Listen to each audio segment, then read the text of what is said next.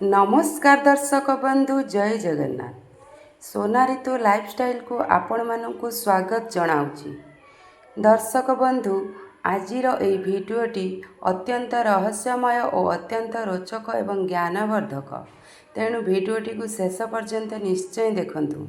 एकदा जड़े बहुत दुखी व्यक्ति जड़े महात्मा पाखक आसी कहले, मु मो जीवन को नहीं बहुत दुखी, मु मो स्त्री पिला एवं मो परिवार को मध्य खुशी रे रखि पारु नाही, मु निज पई मध्य किछि करि पारु नाही, केबे केबे तो मो जीवन को शेष करि देबार चिंता मध्य आसुची।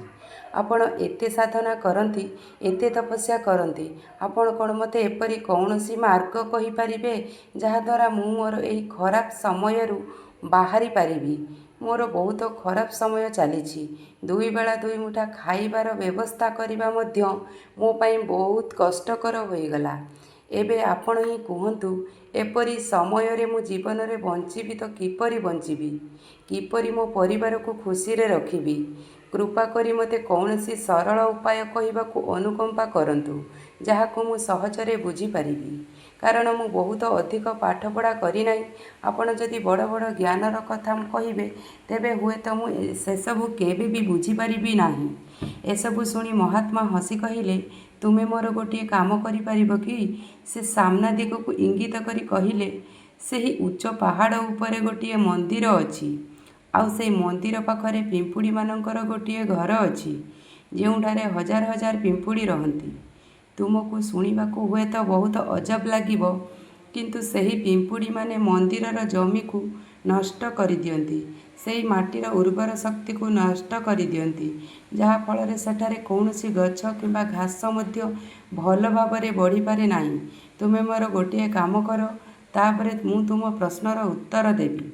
तुमे 7 दिन पर्यंत प्रतिदिन सेही पहाड़ उपर को जीव एवं से पिंपुड़ी मानक घर को भांगी नष्ट करदेव।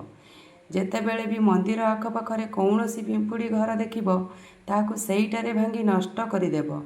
किंतु मने रखिब, घर भांगिबा समय रे गोटिए भी पिंपुड़ी मरिबा उचित नुहे। एही कथा को बुझिबाकू चेष्टा करी सेही युवक सेठारु चलीगला।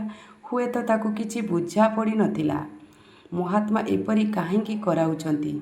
से तो पिंपुड़ी मानक प्रति अन्याय करुछंती, सेमानंको घर भांगुछंती, सेमानंको क्षति पहुंचाउछंती। शेषरे केउ महात्मा एपरी काम कराइबे? किंतु तथापि सेही महात्मा कथा मानी से परदिन ठारू पहाड़ उपर को जीवा आरंभ करदेले। जेतेबेले से प्रथमे दिन पहाड़ उपरे पहुँचला, से देखिला जे बहुत सारा पिंपुड़ी निज निजर खाद्य संग्रह करिबारे लागिछंती। सबु पिंपुड़ी धाड़ी होई चलुथिले एवं छोट छोट खाद्य शस्यर दाना उठाई निज घरे संचय करी रखुथिले। एहा देखि प्रथमे सेही युवकर मन दुर्बल होईगला। से भाबिला, एमाने एते परिश्रम करी निज घर भरुचंती, आउ मु जदि एमानक घर को नष्ट करिदेबी तेबे मु एमानकु केते कष्ट हेबो। किंतु पुणी सेही महात्मा को कथा मने पकाई से सेही घर को भांगिबा आरंभ करिदेला। खूब शीघ्र पिंपुड़ी मानक मध्यरे हाहाकार खेलीगला। सेमाने एणे तेणे दौड़िबाकू लागिले। जेउ माने एपर्यंत धाड़ी होई चलुथिले, सेमाने एबे एणे तेणे बिछाड़ी होई निज जीवन बंचाइबा पाई दौड़िबाकू लागिले। किछि समय परे सेमानंको घर संपूर्ण भांगीगला एवं समस्त पिंपुड़ी एणे तेणे लुचिबा पाई चलीगले। एही काम करिबा परे सेही युवक दुखी मनरे निज घर को फेरी आसिला। तार मन अशांत थिला, दुखरे भरी जाइथिला एवं अनुतापरे भरी रहिथिला। राति रे निज बिछणारे सोई सोई से भाबिला, एबे तो पिंपुड़ी मानक घर नष्ट हो सारिछि, एबे सेटाको पुणी जिबार कौन आवश्यकता अछि, कौन लाभ हेबो? पिंपुड़ी मानक घर नष्ट करबाको महात्मा कहिथिले, जहा मु करि सारिछि। किंतु किछि समय भाबिबा परे से परदिन पुणी सेठाको जिबाको निष्पत्ति नेला। परदिन सकाळु सकाळु उठी से पुणी सेही पहाड़ उपरे पहुँची गला। पहाड़ उपरे पहुँची से सेही स्थान को गला जेउठारे पूर्व दिन सकाळे से पिंपुड़ी मानक घर को नष्ट करिथिला। किंतु से एहा देखि आश्चर्य होईगला जे सेही पिंपुड़ी माने पुणी सेही स्थान रे निजर नुआ घर तैयारी करि देइछंती। आउ एबे से माने पुणी निज घर पाई सामग्री संग्रह करिबारे लागि पड़िथिले। ସେହି ପିମ୍ପୁଡ଼ିମାନଙ୍କୁ ଦେଖି ସେହି ଯୁବକ ଭାବିଲା, ଏହି ପିମ୍ପୁଡ଼ିମାନେ କେତେ ମୂର୍ଖ। ଏମାନଙ୍କୁ ଜଣାଅଛି ଯେ ଗତକାଲି ଏହି ସ୍ଥାନରେ ହିଁ ସେମାନଙ୍କ ଘର ନଷ୍ଟ କରାଯାଇଥିଲା। ତଥାପି ଏହି ସ୍ଥାନରେ ହିଁ ପୁଣି ନୂଆ ଘର ତିଆରି କରିଦେଲେ। ଏହା ଭାବି ସେହି ଲୋକଟି ହସିବାକୁ ଲାଗିଲା।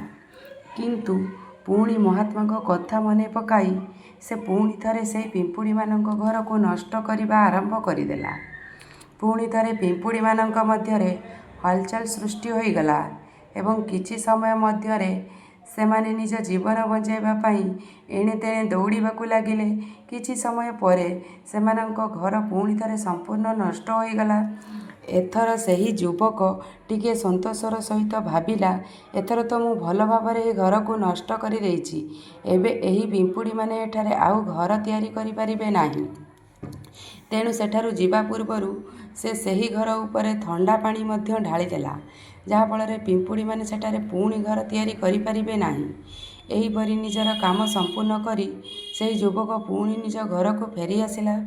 ସେହି ରାତିରେ ଶୋଇବା ସମୟରେ ପୁଣି ସେହି ଲୋକଟି ଭାବୁଥିଲା, ମହାତ୍ମା କ'ଣ ଠିକ୍ କାମ କରାଉଛନ୍ତି? କାହାର ଘର ନଷ୍ଟ କରିବା କ'ଣ ଜଣେ ସିଦ୍ଧ ପୁରୁଷଙ୍କ ଶୋଭା ଦିଏ? ଯଦି ସେହି ମହାତ୍ମା ଜଣେ ସିଦ୍ଧ ପୁରୁଷ ହୋଇନଥାନ୍ତି, ତେବେ ଯଦି ସେ ମୋତେ ବୋକା ବନାଉଥାନ୍ତି, ତେବେ କ'ଣ ହେବ? କିନ୍ତୁ ପୁଣି ସେ ନିଷ୍ପତ୍ତି ନେଲା, ମୁଁ ପ୍ରଥମେ ମୋର କାମ ସମ୍ପୂର୍ଣ୍ଣ କରିଦିଏ, ତାପରେ ହିଁ ଜଣାପଡ଼ିବ ଯେ ମହାତ୍ମା ମୋତେ ଏପରି କାହିଁକି କରାଉଥିଲେ। ଏହି କଥା ଭାବି ସେ ରାତିରେ ଶୋଇପଡ଼ିଲା। ପରଦିନ ସକାଳୁ ଉଠି ସେ ପୁଣି ସେହି ପାହାଡ଼ ଆଡ଼କୁ ବାହାରିଗଲା। ପାହାଡ଼ ଉପରେ ପହଞ୍ଚି ସେ ସେହି ସ୍ଥାନକୁ ଗଲା ଯେଉଁଠାରେ ସେ ପିମ୍ପୁଡ଼ିମାନଙ୍କ ଘରକୁ ନଷ୍ଟ କରିଦେଇଥିଲା। ସେଠାରେ ପହଞ୍ଚି ସେ ଦେଖିଲା ଯେ ସେଠାରେ ଆଉ କୌଣସି ଘର ନାହିଁ। ସମସ୍ତ ପିମ୍ପୁଡ଼ି ସେଠାରୁ ଚାଲିଯାଇଥିଲେ। ଏହା ଦେଖି ସେହି ଯୁବକ ଖୁସି ହୋଇଗଲା। ସେ ଭାବିଲା, ଏବେ ମୋର ପ୍ରତିଦିନ ଏଠାକୁ ଆସିବାର କ'ଣ ଆବଶ୍ୟକତା? ଚିଠିମାନେ ତ ନିଜ ଘର ବଦଳାଇ ସାରିଛନ୍ତି। ଆଉ ମହାତ୍ମା ମୋତେ 7 ଦିନ ଆସିବା ପାଇଁ କହିଥିଲେ, କିନ୍ତୁ ଆଜି ତ ତୃତୀୟ ଦିନ। ଏବେ ବାକି 4 ଦିନ ପୁଣି ଏଠାକୁ ଆସିବାର କ'ଣ କାରଣ?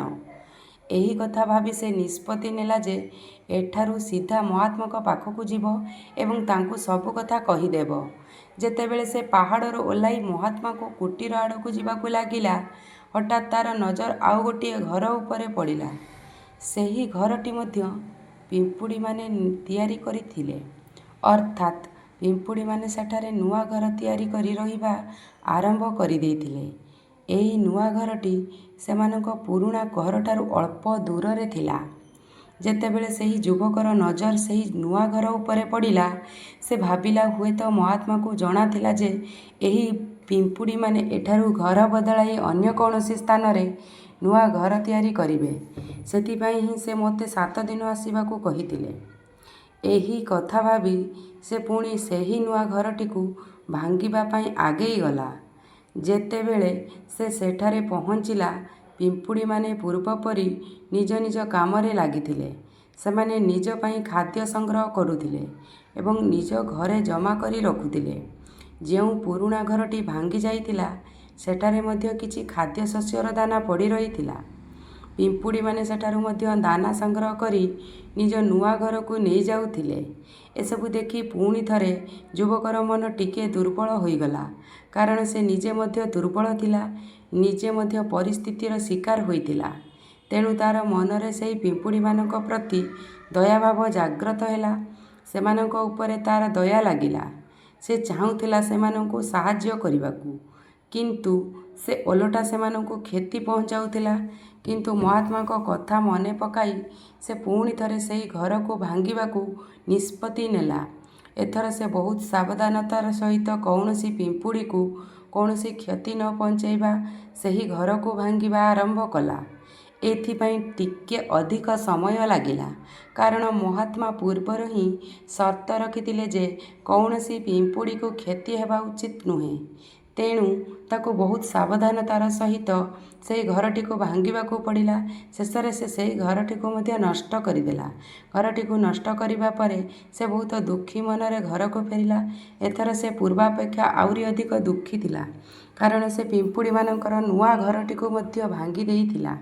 ସେ ସେହି ପିମ୍ପୁଡ଼ିମାନଙ୍କୁ କେଉଁଠି ବି ଶାନ୍ତିରେ ବସବାସ କରିବାକୁ ଦେଉନଥିଲା। ଏବେ ସେ ନିଜକୁ ଜଣେ ଶୈତାନ କିମ୍ବା ଦାନବ ବୋଲି ଭାବିବାକୁ ଲାଗିଲା। କିନ୍ତୁ ତଥାପି ମହାତ୍ମାଙ୍କ କଥାକୁ ମାନି ସେ ଦୁଃଖୀ ମନରେ ନିଜ ଘରକୁ ଫେରି ଆସିଲା। ରାତିରେ ଶୋଇବା ପୂର୍ବରୁ ସେ ପୁଣି ଥରେ ଭାବିଲା, ମୁଁ କେତେ ବଡ଼ ଶୈତାନ, କେତେ ବଡ଼ ଦାନବ। ପୁରୁଣା ଘର ତ ଛାଡ଼, ମୁଁ ଏହି ପିମ୍ପୁଡ଼ିମାନଙ୍କୁ କେଉଁଠି ବି ଘର କରି ରହିବାକୁ ଜାଗା ଦେଉନାହିଁ। ସେହି ପିମ୍ପୁଡ଼ିମାନେ ମୋ ବିଷୟରେ କ'ଣ ଭାବୁଥିବେ? ମୋ ଦ୍ୱାରା ଏହି କାମ କରାଉଥିବା ସେହି ପରମାତ୍ମାଙ୍କୁ ସେମାନେ କେତେ ଅଭିଯୋଗ କରୁଥିବେ।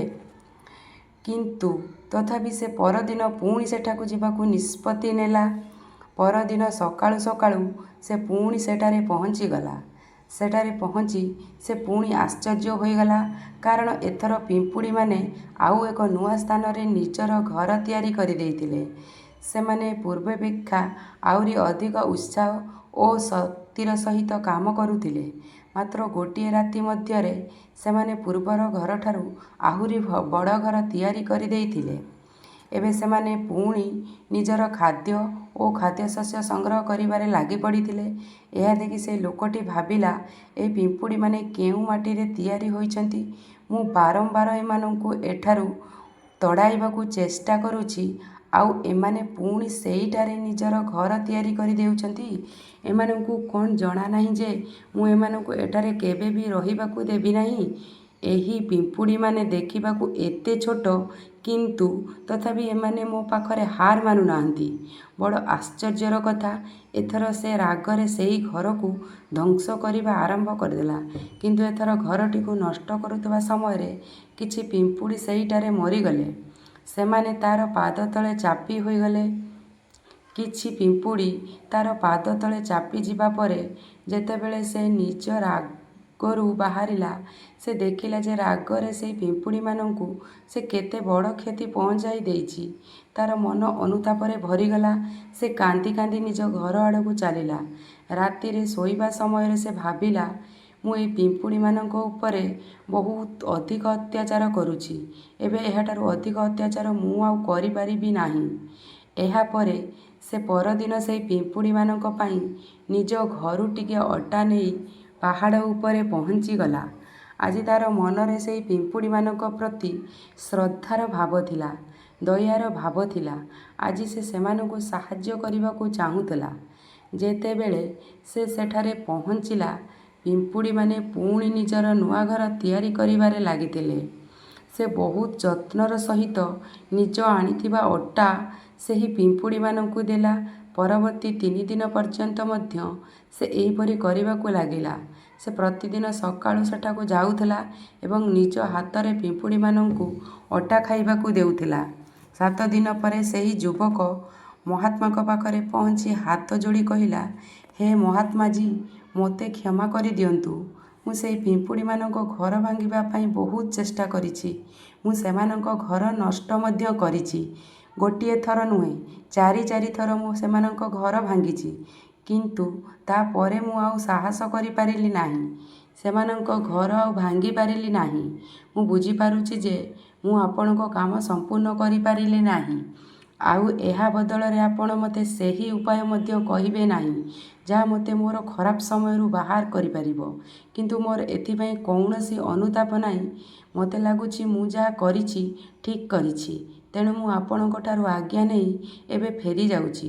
କୃପା କରି ମୋତେ ମୋ ଘରକୁ ଫେରିଯିବା ପାଇଁ ଆଜ୍ଞା ଦିଅନ୍ତୁ। ଏହା ଶୁଣି ମହାତ୍ମା ହସି କହିଲେ, ଆରେ ବନ୍ଧୁ, କୁଆଡ଼େ ଚାଲିଲ? ଟିକେ ରୁହ। ପ୍ରଥମେ ଜଳଖିଆ କରିନିଅ। କିଛି ସମୟ ରୁହ, ତାପରେ ଚାଲିଯିବ। ଏହା କହି ମହାତ୍ମା ସେହି ଯୁବକ ପାଇଁ ପାଣି ନେଇ ଆସିଲେ। ପାଣି ପିଇବା ପରେ ମହାତ୍ମା ତାଙ୍କୁ ପଚାରିଲେ, ତୁମେ ମୋତେ ଏହା କୁହ, ଶେଷରେ ତୁମେ ସେହି ପିମ୍ପୁଡ଼ିମାନଙ୍କ ଘର ନଷ୍ଟ କାହିଁକି କରିପାରିଲ ନାହିଁ? ସେହି ପିମ୍ପୁଡ଼ିମାନେ ତ ଛୋଟ ଛୋଟ, ଆଉ ତୁମେ ଏତେ ବିଶାଳକାୟ। ତଥାପି ତୁମେ ସେହି ଛୋଟ ଛୋଟ ପିମ୍ପୁଡ଼ିମାନଙ୍କର ଘର ନଷ୍ଟ କରିପାରିଲ ନାହିଁ? କେଉଁଠି ଗଲା ତୁମର ଶକ୍ତି, ତୁମର ବାହୁବଳ? ଏହାର ଉତ୍ତର ଦେଇ ଯୁବକ କହିଲା, ହେ ମହାତ୍ମାଜୀ, ମୁଁ ସେହି ପିମ୍ପୁଡ଼ିମାନଙ୍କ ଘର ନଷ୍ଟ କରିଥିଲି, ବାରମ୍ବାର କରିଥିଲି। ଗୋଟିଏ ଥର ତ ରାଗରେ ମୁଁ ସେହି ପିମ୍ପୁଡ଼ିମାନଙ୍କୁ ମଧ୍ୟ କ୍ଷତି ପହଞ୍ଚାଇ ଦେଇଥିଲି।